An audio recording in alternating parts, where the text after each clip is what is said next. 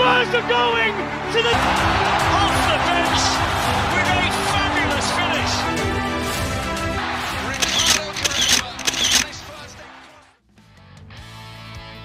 Tahun lalu Martin Zubimendi, pemain kalem anak baik-baik dari tanah San Sebastian, menolak tawaran dari Liverpool. Ya, Liverpool, klub legendaris yang koleksi tropinya bisa bikin museum sendiri.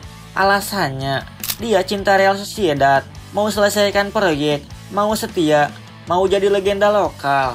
1 tahun kemudian, bom, dia malah pilih gabung Arsenal, klub yang tropinya kayak parkiran hari Minggu, lenggang.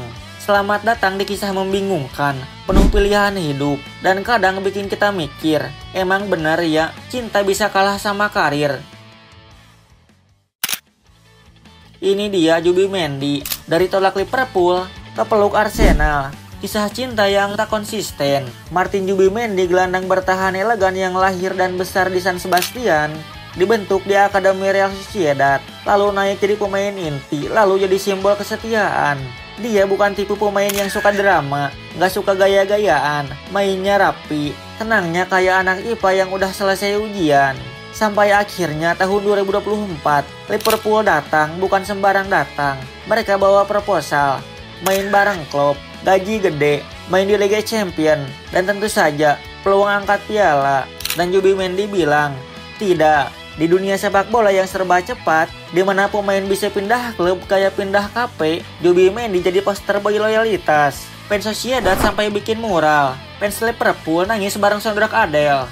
Waktu itu dia bilang, saya ingin menyelesaikan proyek saya di Sociedad, dan semua orang pun tepuk tangan, termasuk netizen yang biasanya nyinyir. Tapi 1 musim kemudian, datanglah Arsenal, bukan Liverpool, bukan juga Madrid, tapi Arsenal. Klub yang di internet lebih sering disamakan dengan meme, hampir juara, daripada foto trofi.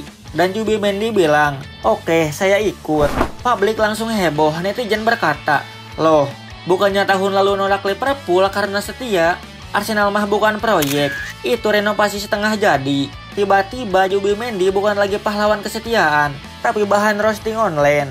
Tapi kalau kita gali lebih dalam, keputusan Zubimendi bukan tanpa alasan. Tahun lalu, dia merasa Sociedad masih bisa bersaing, dan ternyata proyek itu mulai stagnan. Di saat yang sama, Arsenal justru tampil solid, gagal juara, iya, tapi runner up 2 musim, semifinal Liga Champion, dan punya pelatih yang bisa ngomong taktik sambil senyum, Mikel Arteta.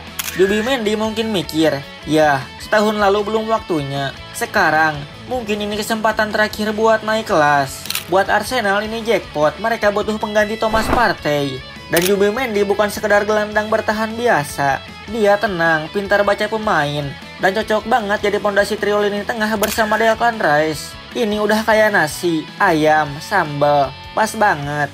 Tapi namanya juga netizen, nggak bisa puas. Ada yang bilang, ngapain sih pindah ke tim yang tanpa piala? Ada juga yang nyeletuk, lah, naik level dari Sociedad ke Arsenal, bedanya cuma stadion doang.